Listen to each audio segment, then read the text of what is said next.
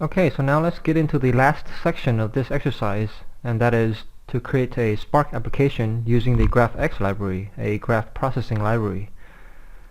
So this one's going to be a short lab exercise, but for this exercise you will need to copy the users.txt and followers.txt from your local VM to the HDFS under the user directory. The first command here is to copy the users.txt over to the temp directory on HDFS, and the second one is going to copy the followers. So the application here is to kind of rank the users based on the number of followers they have. So we have some sample users listed and also some followers, and so we're going to use some graph processing library, namely GraphX with Spark, to compute this. Here I'll let you take a look at some of the sample users,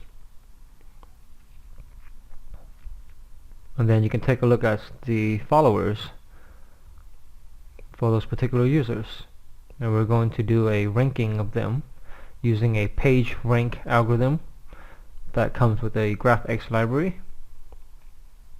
There are additional libraries to use. Again, this is just a sample application to show you how you would utilize a library from the GraphX. We're going to start up a Spark shell. Obviously, if you're writing a production application, you're going to use it in either a Java or Scala or Python application and not doing the shell. The shell is just a quick and dirty way for us to learn about the library.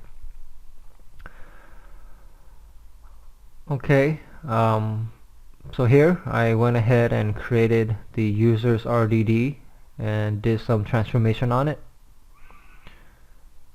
In fact, I was supposed to import the GraphX library prior to this, but because we're just creating the RDD and not doing anything with GraphX yet, it actually went through and everything is okay. Alright.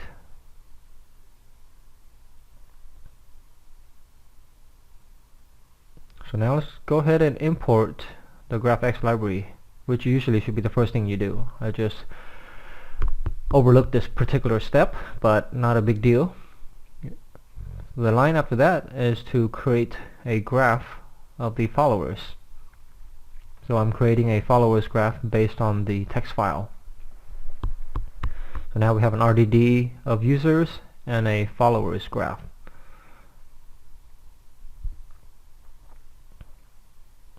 You can see it took about 425 milliseconds to load the edges. Next we're going to parse the data and then attach the user's attributes together. This is just some business logic to attach the user's attributes to the graph. And then we're going to create a subgraph to restrict it with only usernames and the names. Now we compute the page rank to get the information that we're looking for.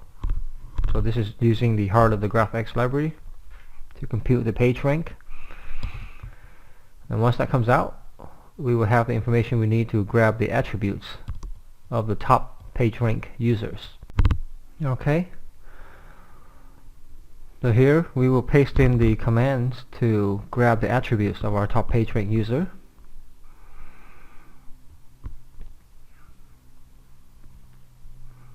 And then finally, we'll have what we need to print this information out to the console. We're going to grab the top 5 and do some ordering on it, and then there you go. This is the users and followers, and we rank them using the PageRank algorithm from the GraphX library. So this concludes this lab exercise. You should now be able to see how to use the GraphX library for graph processing scenarios such as this.